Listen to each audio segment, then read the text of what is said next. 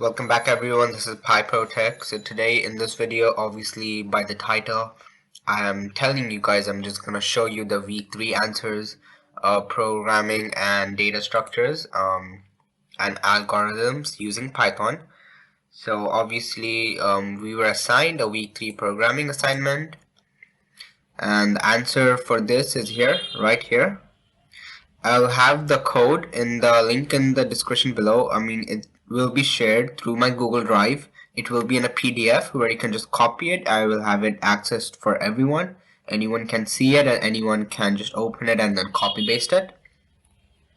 So this is the code. There's a function matrix flip and there's two parameters m and d. So if you guys can see it, then just copy paste the code in this area. And similarly, from the last week assignment, what you do is if you think the code might not be as perfect as I have, then just click save as draft and then try compile and run. If the code is incorrect, your output will not be looking like this. Your output would be different, where it will also show where on which line there are errors and which line you have to fix or what type of error it can be.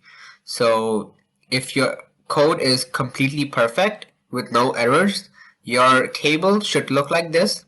As you can see, these guys are inputting 3135 and the output should be this. So if your output looks like this, that means your code is correct, which is correct. And so this is the code. I'll have it in the link in the description below.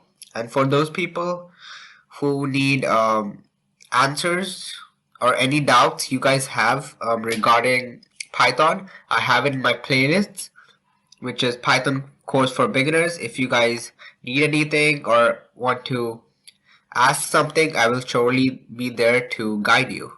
So till then, I will also upload the week 4 assignment. So till then, take care and adios.